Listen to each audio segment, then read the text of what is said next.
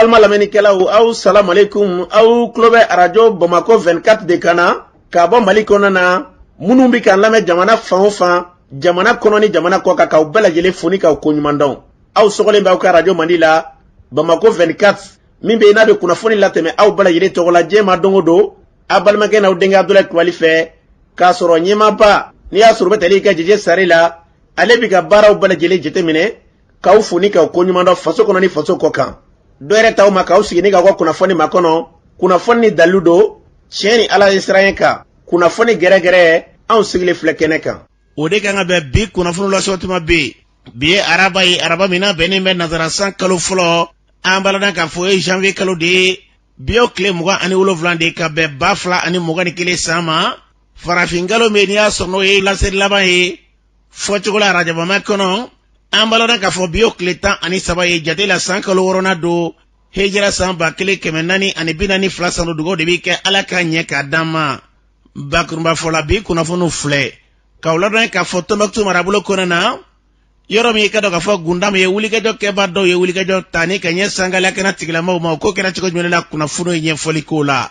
kunungo sokomada fe bonyangara ani bangasi uluni nyonje wuli ke do ke baddo ye wuli ke do tani ke nye si mobli doma ka mugujugu dawo nye kraso ka mado nitula ko kena chiko nyela kuna funu nye foli kola kunwo ulada vera fe wale de keba o nyono marabulo konana dugumbe wele ko kanasako o be besisi ale marabulo konana o marabulo wele ko tori daga go o ko kera so yeni ka sega dugutiki denga ko bonani na o ko kera chiko la kuna funo yen foli kola bi nyon sama mimbe semasi konana isa ka ojima ale re dandigelike kuna funo yen foli kola nuru le binaka kuna fula pamba bi ka fara kuna funo wera obina faran la so balma kana odinga fa Abdoulaye Klubali ala ka nye ka dama kuna fono amba da mena kalana ka fangala kana tigilama oni asoro Mali jandarma na kawi marfatigi dawde wulige jotane kanye suma mimbe ni aso kereka do ka fo gundam marabulo konana kuna fono na kwanga sharam la ka kele ko ni turala ka don ka fo ni kele mawko ni be yire nyini ngala sangani wati bele konana wala dibu ke babu son anga jamana fanifa bere yire ka yire nyini ngako ni besena mamina ni asoro moti marabulo we wulige jotaka nyesa ngala kana tigilama mai ka mawto la ka kleka ni wulige jokele in korogria kateka tatle angala kana tigilama wala yoro ni yoro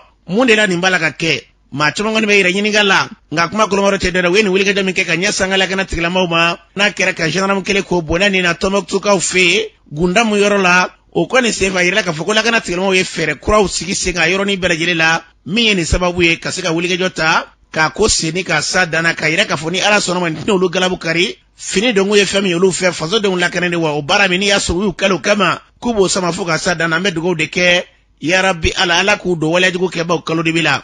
namburai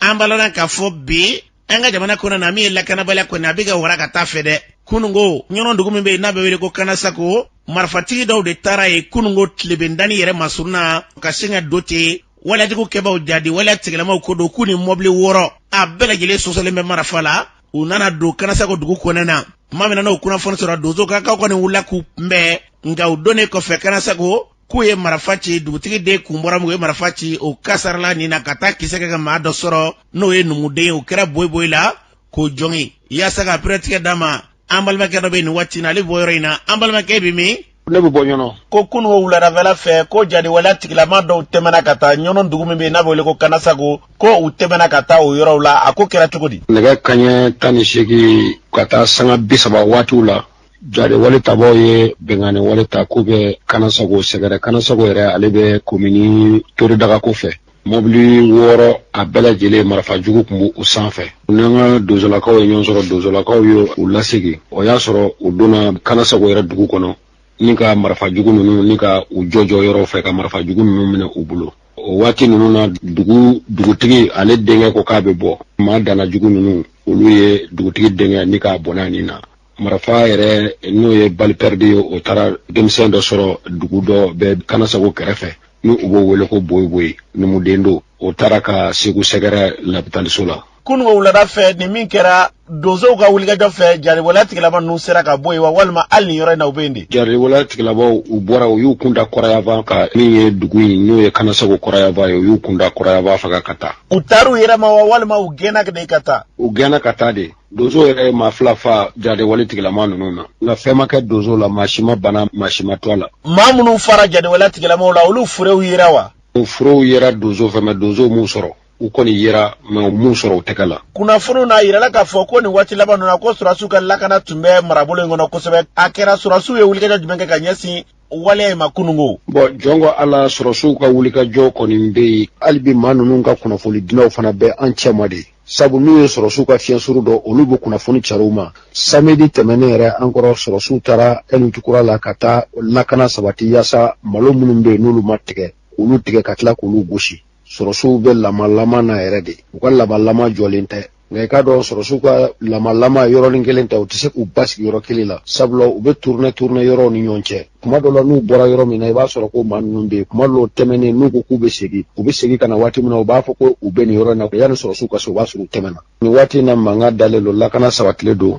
sabu ka d'a kan sɔrɔsiw yɛrɛ ɲɛ dalen don wo la o ye wulikajɔ ta k'a yɔrɔ masɛgɛrɛ an bɛ waati min na a kuma fɔlen u ɲɛna n'u ye kunnafoni sɔrɔ o fana y'u labɛn ka taa makalakaba ye min ye hali bi an b'a fɔ sɔrɔsiw ka kunnafoni ka di sɔrɔsiw ma u ka wuli ka yɔrɔ masɛgɛrɛ o ka d'an ye ani an bɛ kunnafoniw fana walawala ka ɲɛ sɔrɔsiw ye sabu ni ko wale daminɛna dɔrɔn a tɛmɛnen ko tɛ a kuma na dɔrɔn an ma dogo an ka kunnafoni cari kunnafoni a bɛ se ka sɔrɔsiw sɔrɔ cogo min na o bɛ ko ninnu fana baraja wa ni sɔrɔsiw fana sera ma sira jumɛn bɛ taa min ni yɔrɔ tɛ kelen an ka sira jɛlen d'u ma yaasa u bɛ se ka maa danajugu ninnu nɔbɔ waati cogo min na mɔgɔw fana k'a bila u kunkolo la k'a fɔ nɔbɔ man di ten sabu u bɛ nin dantama wale ninnu caman kɛ i b'a sɔrɔ u bɛ tila ka mugujugu don dugu jukɔrɔ taa sira wɛrɛ tɛ yen ka ɲɛsin o ma k'u magɛn donc a bɛ kɛ kɔlɔlɔ dɔ fana ye an ka wolomasiri tabaw ma. an balada k'a fɔ nin tun ye an balimakɛ dɔ kan ye ka bɔ ɲɔnɔ waleya min bɛ yen n'i y'a sɔrɔ n'o bɔra ka kɛ kunungo ale tun b'a kɛnɛ kan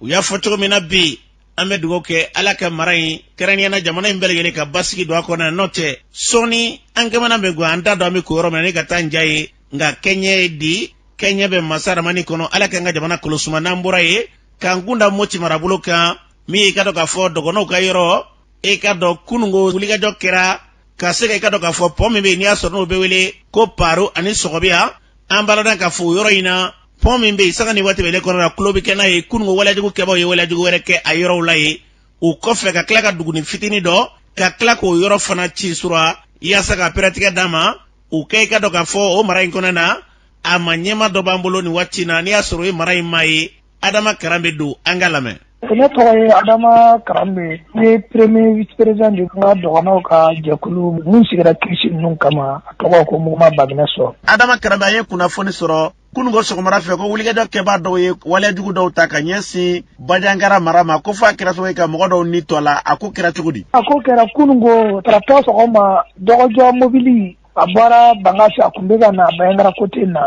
o yɔrɔ kelen mun don o don an bɛ damakasi kɛ armée Mali la don o don an bɛ damakasi kɛ état la yɔrɔ kelen mun na a yɔrɔ min bɛ Bajangara de fɛ o bɛ fɔ ko Sɔgɔbiya ani Paru camancɛ la kunungo sɔgɔma mobili a kun tɛmɛtɔ la maajugu de ye mugujugu bila dugukolo jukɔrɔ pont yɛrɛ la Paru ni Sɔgɔbiya camancɛ la pont kelen mun don ɲinan bɛ an bɛ ka kule yɔrɔ kelen mun na o yɔrɔ kelen na donc u nana mugujugu bila pont ka minikare dɔ de a dɔgɔjɔla de a tɛmɛtɔla ale de yɛlɛla kan a wulila n'o ye mɔgɔ 4 kɔni sur place o ni tɔɔrɔ la mɔgɔ 3 fana belezera kosɛbɛ u y'u doni ka taa ne Bajangara hôpital la a kɛra kunungo sɔgɔma a 8h waati. Adama Karambe lakana tigilamɔgɔw tɛ a yɔrɔ ninnu na ka se ka lakana sabati wa? Wallahi lakana tigilamɔgɔw tɛ a yɔrɔ la fo nu a kɛra tɛmɛtɛmɛli ye fɔlɔ gendarmew ka base dɔ kun bɛ poste o kɛrɛfɛ donc depuis maajugu ninnu nana ka gendarme ninnu ci ka bɔ yen hali sisan Mali armée o dɛsɛlen don ka checkpoint dɔ sigi yen mais magajugu ninnu fana y'o dɔn don o don a tɛ tile 15 bɔ n'u ma suma ka na jan dɔ da taabagaw ma n'u o ma o ka bolomaminɛ bosa la ka tila ka o dankari o nin na donc an kɔni kulela ka dɛsɛ n'i ko Paru Sɔgɔbiya Moti mara mɔgɔ bɛɛ b'a dɔn hali ni armée bɛ tɛmɛ don o don an b'a fɔ ten o bɛ mugujugu de papapapa ka tɛmɛ a yɔrɔ la tellement yɔrɔ ni sira bɛ cogoya min na hali sisan ka fɔ solution ka ɲini a yɔrɔ kama a solution ma ɲini fɔlɔ donc ni kojugu kɛlen kɔ de o kɔni armée bɛ se ka boli ka na gɛrɛ a la a y'an sɔrɔ siɲɛ kelen siɲɛ fila yɔrɔ yɛrɛ attaquement yɛrɛ mun kɛra a la crise na san kelen kɔnɔ n'i b'a compter o ye 20 bɔ sini si tɛ kelen ni mun bɔra la kɔni tɛ se k'o fɔ n'i gɛrɛla yen ka lajɛ yɛrɛ mobili hakɛ mun jeninen don mun garilen bɛ n'i y'a ye i dabari bɛ ban a bɛ cercle fila camancɛ la Bangasi ani Bayangara mais a yɔrɔ ni Bayangara mara de don o bɛ mun fɔ ko Mendeli gendarme kan kun bɛ yen ka kɔrɔ de fɔlɔ Adama Karame o kɔfɛ an ye kunnafoni sɔrɔ ko kunungo wuladafɛla fɛ kana sura la ko wulikajɔ kɛlɛ kunbɛ tuguni ka ɲɛsin an ka mara dugu dɔ ma o kuma ye tiɲɛ ye wa o kuma ye tiɲɛ ye o bɛ yɔrɔ min fɔ ko commune de Timineri o arrondissement de commune de Timineri dugu min bɔ ko Burukina yen nɔ a burusi kɔnɔ dugu dɔ de don amo de don donc a dugu nin na kunu fitiri suruyalen maa jugu ninnu nana ka dugulama ninnu gɛn o ye marifaw ci ka don dɔrɔn dugulama ninnu pusira ka bɔ yen u donna dugu in kɔnɔ o ma balo foyi to yen ka dugu fitinin kɔni k'a bɛɛ minɛ ka jeni o kɛra kunu fitiri dayanfan na a kɛra yen de la quoi dugu in kɔni o y'a bɛɛ de jeni duguden de don maa kɔni ma to a la parce que mɔgɔ kun ma se ka vérifier k'a lajɛ dugu in kɔni mun y'a ye kɔni a bɛɛ de jenina donc a bɛ se ka kɛ mɔgɔ kɔni tolen don a la kɔni an m'u mɛn fɔlɔ o fana na fo vérification ka kɛ k'a lajɛ dugu kɔnɔna na ni fɛn tora la ni fɛn ma to a la a bɛ se ka dɔn ten a bɛɛ ye commune kelen de ani paroni sɔngɔbiya ninnu bɛɛ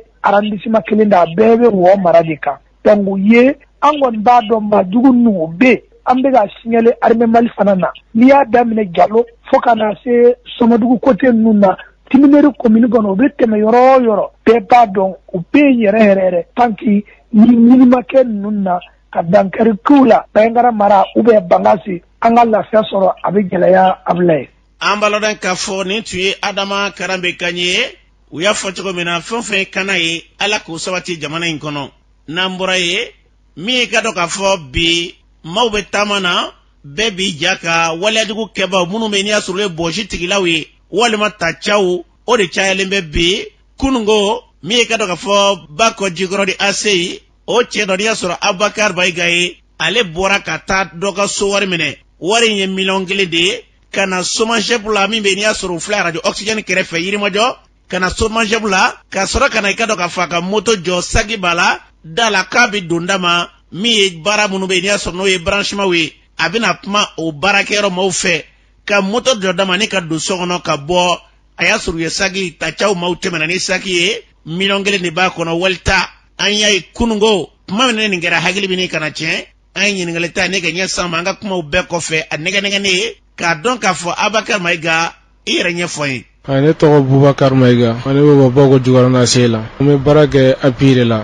entreprise la yan nɔ n taara nana Kadija ka so wari dɔ minɛ n segintɔ n nana chômage la ko n bɛna dossier yira yan nɔ pour que ka kɛ i n'a fɔ branchement bɛ niveau min na quoi an ye sagi de to da la donc maintenant n nana sɔrɔ moto jɔlen don mais sagi tɛ moto la an kɔni b'a dɔn mɔgɔ kelen min y'a ta. Sagi min taara sagi sugu jumɛn don? Sagi finman de don kɔfɛ petit poche dɔ b'a la o tiɲɛnen yɛrɛ don. Mun bɛ sagi in nɔ? Quittance de tun b'a kɔnɔ so wari quittance ani so wari yɛrɛ n'o ye 1 million ye fosi ma y'a la n nana sɔrɔ sagi yɛrɛ tɛ moto la yɛrɛ moto kɔni jɔlen bɛ sagi t'a la. E b'a jɔ waati min na gardien kun bɛ yan. Wa ne nana jɔ parking na n ɲɛ b'a la moto ka ca parking na wa ne y'a jɔ ka don kɔnɔna la o y'a sɔrɔ gardien bɛ garage kɔnɔna la. I bɔlen kuma min na i m'a ye e y'u ɲininka. Ne y'u ɲininka olu ko ko k'olu kɔni t'a dɔn mɔgɔ kelen min y'a ta tiɲɛ yɛrɛ la. N'a ye tɔ nin kɛra cogo o cogo parce que a kɛlen ne tilala ka yɛlɛ sanfɛ ka chef d'agence ɲininka si n'a sɔrɔ caméra bɛ u ka yɔrɔ la a ko caméra bɛ kɔnɔna dɔrɔn ta k'a tɛ kɛnɛmala ta. Ne kɔni bɛ min fɔ kɔni autorités ka essayer ka dan sigi nin ko la u ka baara kɛ a ɲɛ yɛrɛ ma n tɛ k'a fɔ k'u tɛ ka baara kɛ mais u ka dɔ fara effort kan jusqu'à présent pour que nin ko bɛ se ka dabila cogo min na. N'a kɔni sera k'a ye kɔni o de ka di ne parce que ne yɛrɛ ta tɛ wari ye. Balayɔrɔ ta de wari ne kɔni ta tɛ tiɲɛ yɛrɛ la a se yɛrɛ tɛ ne k'a fɔ ko n b'a sara yɛrɛ a ko bɛ cogo min na sisan a bɛ kɛ mɔgɔ caman kɔnɔ k'u ye wari in ta alors que c'est pas ça ne kɔni bɛ mun fɔ o kɔni u ka essayer k'a faamuya cogo min na ni yɛrɛ taara déclaration de parti kɛ polisi yɛrɛ fana la tuguni. E donni dɔrɔn ka bɔ ka n'a sɔrɔ i ka sagi tɛ moto la o furancɛ a bɛ se waati joli? Ne donni ni bɔli cɛ a tɛ tɛmɛ 5 minutes kan o furancɛ kɔnɔna la o sagi ta ka taa n'a ye nɔ. N'i ye yɛrɛ ɲininka mun de la nin bɛ se ka kɛ? Bon ne kɔni u bɛ nin mun kɛ parce que u tɛ sɔn baara ma u b'a essayer ka mɔgɔw ta de ta o la baarakɛbaliya dɔrɔn de don ani u bɛ kɛ fɛn kuntan minnu ta ne kɔni y'a kɛ o de ne kɔni y'a kɛ fɛn dɔ u bɛ ka ne suit wari dira ne ma so kɔnɔ ne bɔra ni wari ye ne kɔni y'a kɛ u bɛ ka ne suit. An balɔden k'a fɔ nin tun ye Bubakar Mayiga ye n'i y'a ye a hinɛ bɛ minɛ kosɛbɛ k'a fɔ $1,000,000 fɔcogo la birikiden kelen ka se ka na ni o ye dama e ta tɛ wa ni ɲɔgɔnna caman be a y'a fɔ cogo min na bɛɛ ni hakilila don dɔw be i b'a sɔrɔ hali n'u damila ni ɲɔgɔn na maaw b'a fɔ ko wariko don dɛ a bɛ kɛ so ye a dɔw be ka tila k'a bila danaya ti sɛgɛsɛgɛli bali sɛgɛsɛgɛliw bɛ kɛ dɔw be tila k'a fɔ k'olu ta kɔni k'a be sara se foyi tɛ yen maa minnu be nin waleya ninnu ta ka ɲɛsin maaw ma yarabi ala k'an don kalodibi la n'an bɔra ye mali bilama bɛɛ lajɛlen bɛ k'i ta fɔ a bɛ cogo jumɛn de la n'i ye cɛkɔrɔba dɔ n'i y'a sɔrɔ bi olu ye ɲɛnatigɛ mali kɔnɔ na a bɛ kucala a tɔgɔ ye Musa Siribe ale b'a hakilila fɔ an ye an ka lamɛn. Ne kucala ne Musa Siribe le ala ka hakili ɲuman di jamanaden bɛɛ ma ala ka jamanaden hakili bila tiɲɛ baara kan ka tiɲɛ baara a y'a fɔ mali faamaw ye u ka sabali a y'a fɔ jamanadenw y'u ka sabali yɔrɔ n'a ci faama dɔ de bolo ka papier ka di dɔ ma k'o ka sigi yɔrɔ la n'u ma tɔɲɔni nin dabila faama min y'u kɛ o b'o faama yɔrɔ ka to faama nɔfɛ mɔgɔ min ye papier d'i ma i sigi yan taa tigi nɔfɛ n'a tigi bɛ salen a taa somɔgɔw nɔfɛ u k'a ka dugukolo wari sara ye a bɛ taa dugukolo ɲɛ a taa ye ni faama ma tile mɔgɔ min y'a fɛ o ye faama de ye o hali y'an ka kɛlɛ ɲɛ a tɛ banna dɔ de b'a senkɔrɔ bɛ balo a la quoi n'o tɛ faama tɛ se ka dɛsɛ ka foyi bali jamana kɔnɔ ni faama ko bɛ fula o bamanan marifatigi fɛn o fɛn jamana kɔnɔ o y'a wele k'a ɲɛmɔgɔ bɛ wele ka na kɛlɛ t'a la wɛrɛ t'a la o a ye marifaw bila ni ma marifaw bila ni min ye min sɔrɔ o la o y'u kungo ye o y'o bannen o bɛ ɲɔgɔn faga min na nin ye o de ka di faama ye n'o tɛ a tɛ ka kɛ o a y'a fɔ faama ye u ka tile u ka sabali a ye jamanadenw deli u ka sabali n'o tɛ a tɛ nɔgɔya dɛ jamana a bɛ danga min na bi an bɛ siralen don n'o tɛ jamana bɛna can kunna dɛ yɔrɔ si tɛ nin ɲɛ sababu yɔrɔ min na bɛɛ kɔnɔ dalen bɛɛ jɔrɔlen i b'i ka so kɔnɔ i jɔrɔlen i bɛ dugu sen fɛ i jɔrɔlen i ka balo yɛrɛ kɔni i ka hakili sigi tɛ yen quoi olu minnu ko ye fa k'u bɛ se ka jamana mara quoi sabali dɛ u k'a lajɛ u ka jamanadenw hakili sigi n'o tɛ tɔɲɔni min bɛ jamana in kɔnɔ Kulibali a y'a fɔ fa u ka sabali dɛ jamana ɲɛmɔgɔ minnu bɛ k'u de ɲɛmɔgɔ ye k'a daminɛ kabini a diinɛmɔgɔ fa faama fa fanta bɛɛ ka sabali dɛ an bɛ taa ala sɔrɔ yen n'an tɛ to dugukolo kɔ an bɛ sa u ka sira ala ɲɛ n'an ma sira ala ɲɛ Kulibali an bɛ sɛgɛn dɛ n'o tɛ fantanya tɛ jamana in na min ye fantanya don an na bi kalabanjiya don an na sabu an tɛ baara kɛ la mun y'an bali baara kɛ la an bɛ fu sɔrɔ manamana ko ninnu an bɛ wari sɔrɔ o la a banna bɛɛ banna baara ma bɛɛ banna tiɲɛ ma o jamana bɛ dilan an dafɛ jamana bɛɛ tigɛ n ban na u ka sabali dɛ an tun tɛ tan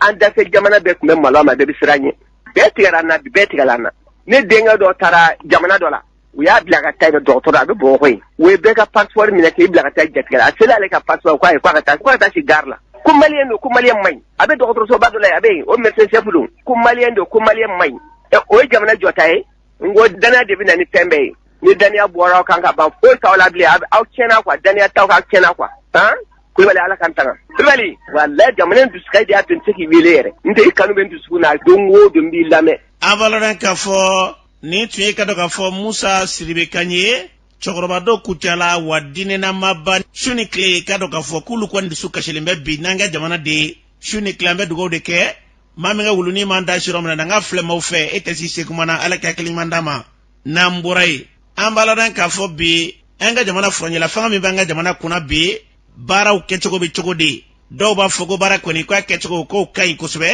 dɔw bɛ tila k'a fɔ k'an bɛ yɔrɔ min na ko bi tiɲɛna ka kan ko baara in kɔni a bɛ ka taa cogo min na ko n'a taara ta ko gɛlɛya ko dɔ de bɛ ka fara kan Ismail Fane bi transition fanga in e y'a faamuya cogo di. ni transition in taabolo o bɛ ka ɲɛ mun yira n na a bɛ mɔgɔ jɔrɔ fɛn fila dɔrɔn de ɲininen don ni transition in fɛ u kana t'u yɛrɛ bila foyi la a fɔlɔ ka lakana sabati jamana in kɔnɔna la a fantan naani bɛɛ u bɛ moyen o moyen bɔ k'o bɔ u ka bɔ lakana ka se ka sabati a filanan o ye élection ko ye ko in bakuruba ye élection ko de ye coup d'état tɛ ka dabila élection ko de don donc u ka baara ye nin fɛn fila de ye ka lakana sabati cogo min na élection ɲuman bɛ se ka kɛ a tɔ fɛn fɛn bɛ yen accord ko kuma o an ka constitution changer ni si tugu ko ka nin to président kura min na sigi an kunna ni élection kɛra o ka feuille de route tɔ ta k'a continuer mais olu ka baara fɔlɔ ye mun ye o ye ka lakana sabati ka élection ɲuman labɛn u bɛ ka taa sira min fɛ ni ɲɛ to o taa sira la u bolo fɔlɔ parce que u ka ministre dɔw yɛrɛ ko constitution baara k'olu bɛ o kan a bɛ se ka constitution baara kɛ k'a sɔrɔ parti politique ni société civile ma intégré a kɔnɔ a bɛ se ka constitution na bɛɛ k'a sɔrɔ référendum ma jateminɛ a kɔnɔ an b'a fɔ k'u bɛ nkalon kan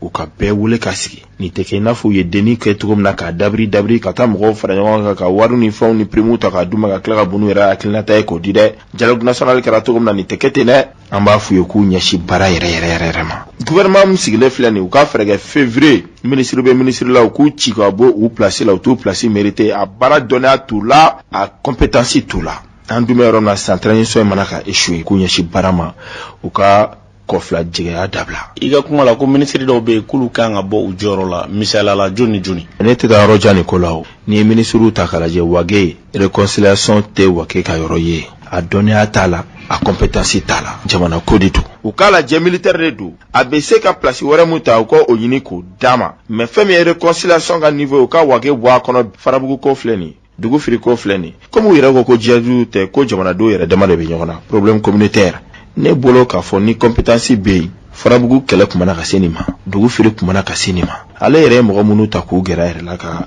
département la an ɲɛ t'u ka trace foyi la département in kɔnɔna la u bɛ ka se ka baara ɲuman kɛ département in kɔnɔ donc a ka solution kɛ fɛɛrɛ bɛ se ka sɔrɔ mun na an ye lakanako kuma fɔ transition in kɔnɔ a jɔyɔrɔba dɔ ye réconciliation département ye donc mɔgɔ k'a bila la vraiment compétence bɛ mɔgɔ min na a compétence tɛ Wage la ni n bɔr'o la n bɛna Moribo Kone na polisiw ka ministre ni gardiw ka ministre gendarmew Moribo Kone u ka place wɛrɛ fɛnɛ ɲini Moribo Kone fɛnɛ na Moribo Kone fɛnɛ ka bɔ a jɔyɔrɔ in na dɔnniya t'a la a compétence t'a la sécurité yɛrɛ niveau la Moribo Kone place tɛ sa an ka tiɲɛ fɔ ɲɔgɔn ye donc u k'a lajɛ ka mɔgɔw bila place la mɔgɔ minnu b'u place mérité Moribo Kone ta ye n'i ye o lajɛ a nani sisan cɛ sécurité ko yɔrɔ la malien bɛɛ kana k'o juge dɛ n'a y'a sɔrɔ ni sécurité bɛ yen walima ni insécurité de a fila la ni mu yɛrɛlen don k'a fɔ o dugule tɛ malien si la donc se kelen tɛ Moribo Kone bolo u ka yɔrɔ wɛrɛ ɲini Moribo Kone wallahi a bɛ yɔrɔ min na a compétence t'a la a dɔnniya t'a la an bɛ yɔrɔ min na sisan transition in mana ka kɛ ko ni karisa jɛra ka nin kɛ jagoya fo n ka place dɔ ta ka d'a ma place ka d'a ma a bɛ place mérité mais a tɛ se ka place min baara kɛ n'a y'o kɛ a bɛ jamana tɔ dafiri dɛ. Attention, attention, attention. Nous vous informons que nous sommes en rediffusion, de cette émission. Avunu meka jemu kamil la 600. Ameka segi akande nankoma rediffusion. Aniche agalamelula. Radio Bamako 24.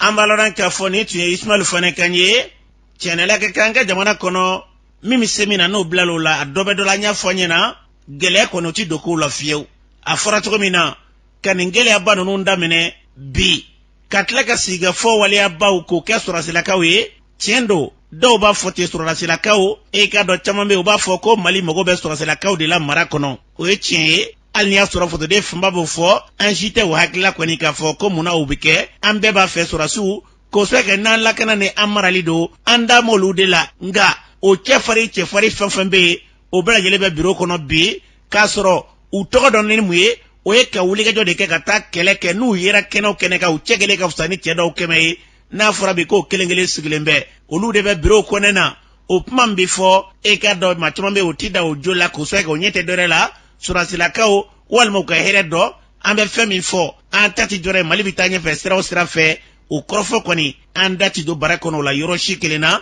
nin surasi kulu fɛn fɛn filɛ bi Wage tun ye avion bolila de bɛɛ b'a dɔn a bɛ min kɛ avion na Asimi Goita o mi ye fanga ɲɛma danga ye bi mali kɔnɔ n'a dɔɔnin bɛ kosɛbɛ min ye ka dɔn k'a fɔ kɛlɛ yɛrɛ ka wulikajɔ kɛ ka se ka dankari jogo la bɛɛ b'a dɔn n'o ye tiɲɛ don surasi dan t'olu dama ye nka n'olu bɛɛ lajɛlen kɔni minnu bɛ yen n'i y'a sɔrɔ olu bɛ jasigiw ni kalanbaw b'u la kɛlɛ ɲɛdɔn na k'olu kɛ birokɔnɔmaw ye fan bɛɛ lajɛlen fɛ k'a sɔrɔ bi tiɲɛ don u b'u sɔn nka n'i y'a mɛn i ka dɔn k'a fɔ min bɛ tali kɛ kulu bɛ ɲɛma de ko fɔ n'olu dɔnni bɛ ni waleyaw ye n'a fɔra k'olu sigira biro kɔnɔ olu dama tɛ sigi dɛ wa olu kɔlɔsili kɛ jama ni surasi fanba bɛɛ lajɛlen kɛlɛkɛcɛw la ka tila k'olu bila k'olu kɔlɔsi a dɔ bɛ dɔ la foto dɔn kɔni jigi bɛ wariw lakana na dɛ n'o tɛ bi n'i ye jateminɛ k'a fɔ ko nin kɛra surasiw tile la a bɛ maa caman kɔ i kamana na sigafɔ min kuma fɔlen filɛ o bɛɛ surasilakaw bolo bi surasi kɔni bɛ fɛn min kalama o de n'a ma kɛ n'a ye a bɛ kɛ nin nka ne bila la k'e kana sigafɔ kɛ a bɛ cogo min na a ɲɛ dɔɔni bɛ gɛlɛya dɛ ala k'an ka jamana basigi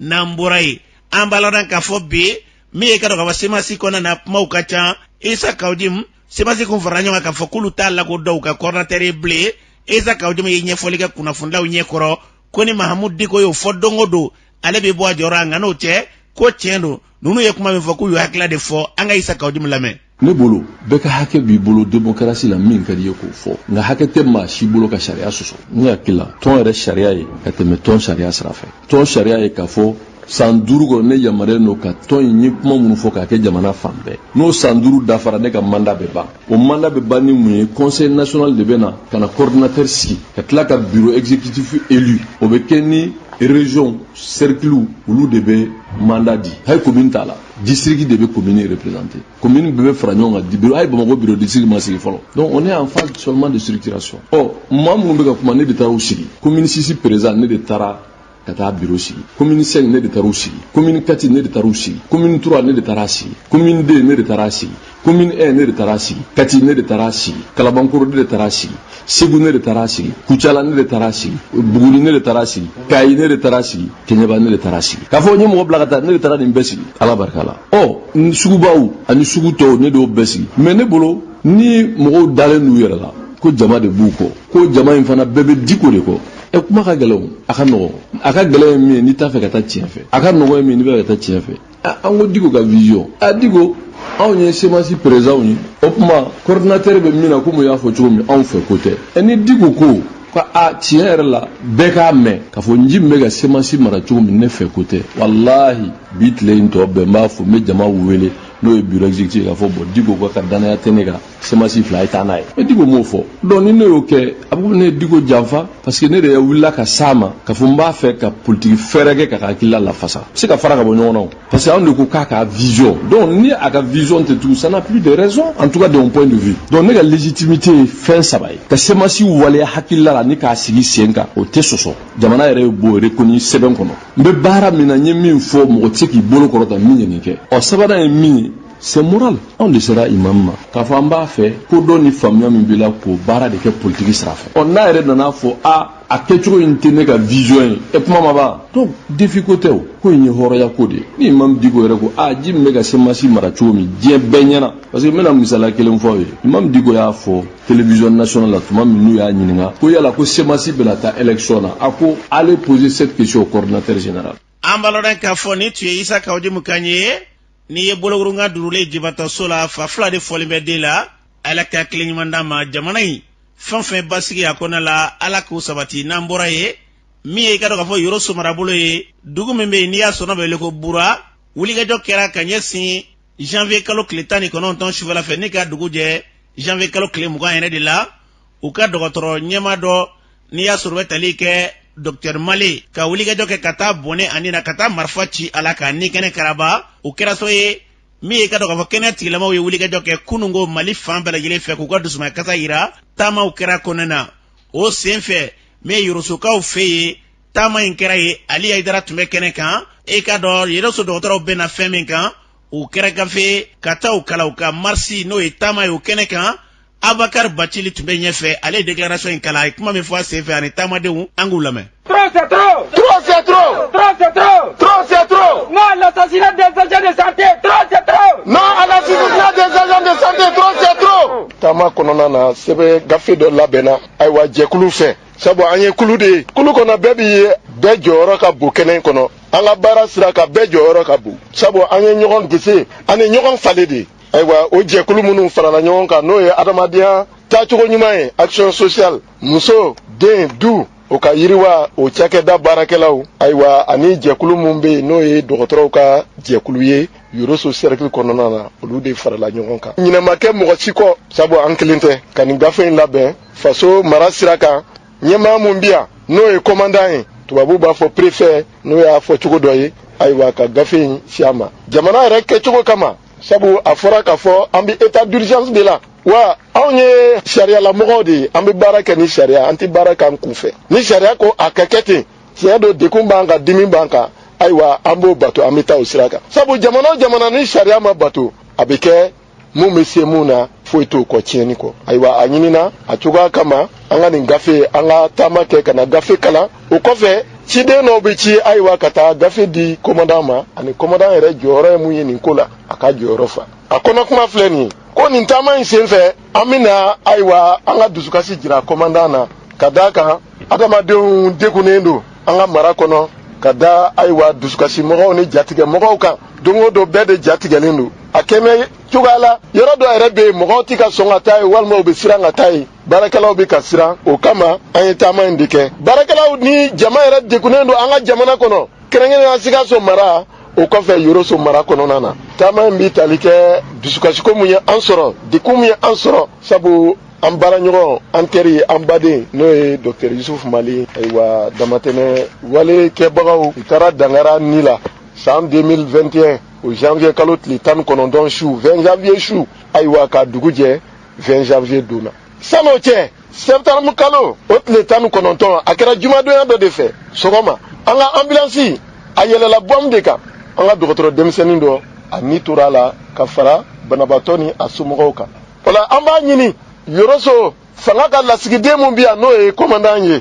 a k'i cɛsiri cogo min na nin ko bɛ se ka sɛgɛsɛgɛ ka kungun n'a ɲɛɲɛ ka yelen bɔ a ko kan minnu ye nin damatɛmɛ wale in kɛ bolo ka k'u kan u ka bila ayiwa fanga ka bolo kan cogo min na nin ɲɔgɔnna wɛrɛ kana kɛ fiyewu an ka mara kɔnɔna la nin gafe in yɛrɛ labɛnna yɔrɔso yan kɛnɛya baarakɛlaw ni adamadenya taabolo ɲuman ni muso ni du ni den ka yiriwali cakɛda baarakɛlaw olu faralen ɲɔgɔn kan dɔgɔtɔrɔ yɛrɛ ka tɔn mun sigira yan male kun y'o ɲɛmaa ye an b'a lɔn k'a fɔ nin tun ye Bouakar Bacili kan ye kɛnɛ in kan ko kura Adama Sise ale tun bɛ kɛnɛ kan ale yɛrɛ kɛnɛya tigilamɔgɔw ka ɲɛmaa ye kuma min fɔ o filɛ ne tɔgɔ Adama Sise ne ye Rosso kɛnɛya mɔgɔw ka syndicat secrétaire général de ye quoi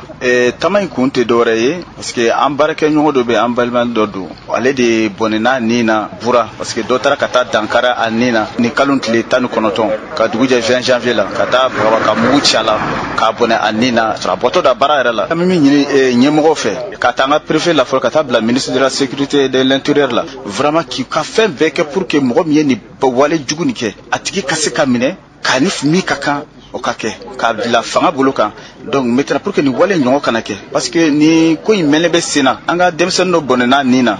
ambulance fɛ o ni banabaatɔ dɔw ani banabaatɔ somɔgɔ dɔw o bɔnɛna o nin na o kɛra mois de septembre kɔnɔna la o yɔrɔ kelen nin na n'a fɔra tuguni ko ka taa dɔgɔtɔrɔ yɛrɛ sɔrɔ f'a ka baarakɛyɔrɔ la k'a faga bana m'a faga fo ka mugu cɛla k'a faga an kɔni ko u ka jija u ka fɛn bɛɛ kɛ pour que nin wale ɲɔgɔn kana kɛ an b'a lɔn k'a fɔ nin tun ye Adama Sise kan ye an bɛ dugawu de kɛ kana ala ka sabati n'an bɔra ye k'a dɔn k'a fɔ lasakaw fɛ yen kununko ko tasuma donna olu ka ladalama yɔrɔ dɔ tu dɔ don ka tasuma don a la ko a ye cɛnni kɔni kɛ tu in kɔnɔna nka maa n'i ma to a la yaasa ka pɛrɛtigɛ d'a ma Sumayila Keyita b'a ɲɛfɔ n ye an ka lamɛn. Ne tɔgɔ Sumayila Keyita. Wala bon komi an yɛrɛ ka du ni tu in man jan ɲɔgɔn na quoi an ka du tu in man jan ɲɔgɔn na bon an sigilen tora tilela dun na bon maintenant an y'an to an ka du kɔnɔ an ɲɛ bɛ tasuma mɛnɛni na tu in na quoi bon maintenant an bolila ka bɔ tu in kɛrɛfɛ dɔ bɛ en chantier bon o maçon de petinin dɔ ye k'olu ye petinin dɔ ye quoi ko petinin de ye tasuma bila tu in na quoi ko birike tun bɛ petinin bolo bon maintenant maçon kɔni y'a ye bon ne yɛrɛ maçon ɲininka o y'a yira ne la k'a fɔ olu ye petinin ye birike tun bɛ petinin bolo olu yɛrɛ birike minɛ petinin na ka petinin bɔgɔ mais ne ɲɛ ma da petinin na quoi bon d'après bon c'est un enfant à peu près je ne crois pas n'a 10 ans dafa yɛrɛ voilà donc an tor'o la an nana an kulela pour que mɔgɔw ka bɔ bon mɔgɔ caman bɔra ni ji ye so kɔnɔ ani bidon kɔnɔ donc on obligera ka fagali daminɛ mais malheureusement tout in be depuis je peux dire tout in ka ca ni san 40 parce que depuis lada tu kɔrɔ de don donc pratiquement tasuma ti don a kɔnɔ yɛrɛ a y'o bɛɛ kɛ ka sɔrɔ tasuma t'a kɔnɔ bon tu yɛrɛ de don n'i y'a ye b'a fɔ ko mɔgɔnna tu bɛ cogoya min na donc maintenant tasuma ya an dɛsɛ an obligera o y'a sɔrɔ an kun ye sapeur mɔgɔw wele bon olu mɛnna an ɲɛ kɔrɔ olu tɛ ka na an ka agent dɔ sapeur agent dɔ b'an fɛ yan donc an y'o fɛnɛ wele o sɔrɔla ka sapeur mɔgɔw wele kura ye donc sapeur mɔgɔw nana bon mɔgɔ ni kɔni ma to a la mais néanmoins dégâts matériel min kɛra la o ye lɔgɔ ye parce que lɔgɔ in an ka musokɔrɔbaw ni an ka musow bɛ taa lɔgɔ in ɲini kungo kɔnɔ ka na a to tu in kɛrɛfɛ c'est-à-dire c'est comme un lieu de stockage mɔgɔ bɛ n'u ka lɔgɔ to a kɛrɛfɛ donc u b'u ka tobilikɛ lɔgɔw bɔ a la ensuite u bɛ tila ka lɔgɔ ninnu feere k'u ka musaka misɛnmaninw ɲɛnabɔ n'a ye bon pratiquement lɔgɔ in kɔni a plupart bɛɛ jenina parce que min jenina o ka ca ni min ma jeni. an b'a lɔn k'a fɔ nin tun ye Sumayila Keyita ye Lasa u y'a fɔ cogo min na tasuma ala k'an kisi tasuma kasara ma n'an bɔra ye ministre bɛ n'o ka baara ɲɛsinnen bɛ jamana kɔnɔna na kalanko yɛrɛ yakubali ma o ye professeur Dulayi Konate kalankoli in kɔnɔna na ale taamana ka taa ɲɛda yɔrɔ dɔw kan a ye kuma min fɔ o filɛ. École fermeli ma kɛ an bolo ko nɔgɔ ye parce que n'i y'a mɛn jamana n'i y'a mɛn diɲɛlatigɛ yɛrɛ kalan don ko bɛ fɔlɔ kalan ma ko bɛ laban kalan de ma donc n ye min lakɔlɔsi sɔgɔma in na c'est que école karamɔgɔw n b'a fɔlɔ olu la n y'a ye u ka kɛcogow la k'a fɔ u b'a fɛ ka an y'a fɔ ka kɛcogo min na u b'a fɛ ka kɛ o cogoya la c'est à dire ka mesure barrière parce que bana in fɔra ma sɔrɔ a la fɔlɔ a fɔra k'an k'a kɛ cogo min na dɔnnikɛlaw bolo n y'a kɔlɔsi sɔgɔma in na école karamɔgɔw ani administration u bɛɛ kɛlen bɛ k'u engagé ka o baara k'a cogoya la donc o ye nimisi wasa kosɛbɛ n y'o de lakɔlɔsi n taara yɔrɔ yɔrɔ an ni parents d'élèves bɛ ɲɔgɔn fɛ an ni CGS mɔgɔw bɛ ɲɔgɔn fɛ an ni maire bɛ ɲɔgɔn fɛ donc nin bɛɛ b'a yira k'a fɔ bɛɛ wulilen bɛ k'i jɔ ko kelen in kama parce que an denw de ka ko don mun bɛ se ka fisaya ni den ye n'an tora ɲɔgɔn fɛ nin cogoya in na bɛɛ k'i jɔyɔrɔ fa a ka ca Ala fɛ an bɛ se ka a fɔra k'a ka kɛ cogoya na an bɛ se ka école la ten nin cogoya n bɛ école karamɔgɔw waleɲuman dɔn salon san kɛra cogoya min na mɔgɔ caman tun sigilen tɛ n'a ye k'a fɔ an bɛ se ka examen kɛ mais u yɛrɛ nana ka na a lajɛ k'a dɔn k'a fɔ ni examen ma kɛ kojuguba don parce que u n'u ka dimi bɛɛ u b'a dɔn u jɔyɔrɔ ka bon faso jɔyɔrɔ la donc u ye examen mun kɛ san tɛmɛnen n b'u fo ka tila k'u fo a la parce que an caman tun sigilen tɛ n'a ye n ye min f'u ye sisan n k'an ka sabali an ka bolo d'an dusu kan ni école karamɔgɔ ko a b'a a ta ɲini fo ka s'a dan na a tɛ ɲɛ mɔgɔ si tɛ se ka école karamɔgɔ sara ka se a ka baara a kɛ ma o jamana tɛ yen jamana dɔ bɛ dɔ ɲɛ mais k'a fɔ k'i bɛ se ka école karamɔgɔ sara a ka baara a kɛ la i tɛ se k'o kɛ école karamɔgɔ sara tɛ mɔgɔ si bolo n bɛ se k'a fɔ école karamɔgɔ sara bɛ Ala bolo donc école karamɔgɔ ka n'u ta u dusu ma an ka sabali c'est vrai an ka condition ka gɛlɛn an bɛna fɛɛrɛ bɛɛ kɛ faamaw kɛrɛfɛ mun ye n bila nin baara in na n bɛ fɛɛrɛ bɛɛ k'u kɛrɛfɛ pour que an ni min ka kan o ka se ka d'an ma n y'a fɔ denmansaw ɲɛna u jɔyɔrɔ ka bon fo k'a dama tɛmɛ kalanko la n'i ko lamɔ bɛ daminɛ so de donc o bɛ denmansaw de bolo. an b'a dɔn k'a fɔ ni tun ye minisiri kan ye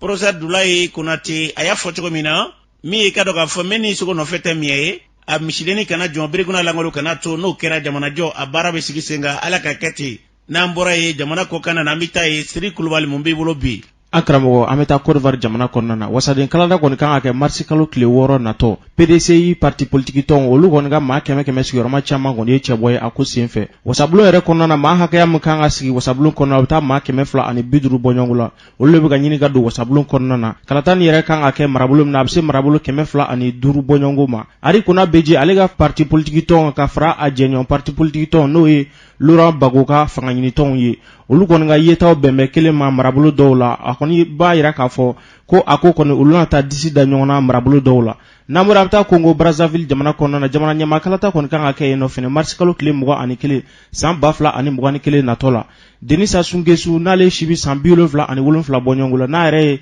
san 36 kɛ jamana ɲɛmaya la a y'a yira k'a fɔ k'a bɛ kɛ cɛbɔ ye kokura ni ka sigiyɔrɔ ɲini fangasinamatonew kɔni y'a yira k'a fɔ k'u bɛna labɛn kɛ ni ka taa n'u ka sɛbɛnfuraw ye jamana ɲɛmaya ɲini sɛbɛnfuraw maa dɔw yɛrɛ talu ka sɛbɛnfuraw ladon ka ban Gibril Parfait Kolelas ale kɔni n'a hakili b'a la san 2016 jamana ɲamakalata la ale taara jɔyɔrɔ 2nan na a fana y'a yira k'a fɔ k'a bɛ kɛ cɛbɔ ye ko nka k'a bɛ kɛ a ka fanga ɲinitɔ jɛkulu maaw ɲɛnafilɛ yalasa n'u ye bolonkɛden ɲɛsin a ma kuma min na k'a bɛ kɛ cɛbɔ ye n'an bɔra an bɛ taa Burkina Faso jamana kɔnɔna na ni kɔni ye dabalibanko ye lakɔlidenw kɔni kɛmɛ dɔrɔgutalabaw de ye kalanso kɔnɔna na ɲɛnaminimafɛnw Burkina Faso jamana kɔnɔ kɛrɛnkɛrɛnnenya Bobo Jolaso ko dɔlɔmi kɔni sanga wulilen don olu ka kalanso kɔnɔna na furakisɛ taw n'a dɔrɔgu kuntan tɔw o y'a yira k'a fɔ ko san 2020 tɛmɛlen yɛrɛ la k'u ye ekɔliden waa caman kɔni minɛ ni furakisɛ kuntan ninnu tali la kalanso kɔnɔna na kalanden somɔgɔw y'a yira k'a fɔ k'olu kɔni dabali bannen don ni waleya min bɛ ka kɛ denmisɛnnin ninnu fɛ ni kalanso ninnu kɔnɔna na kalanden karamɔgɔ dɔw yɛrɛ y'a yira k'a fɔ ko a kalanden dɔw n'u y'u fa ka na kilasi kɔnɔ ka ban k'u yɛrɛ b'u yɛrɛ sigi kilasi kɔnɔ n'a fɔ olu yɛrɛ fana ye kalanden karamɔgɔ dɔw ye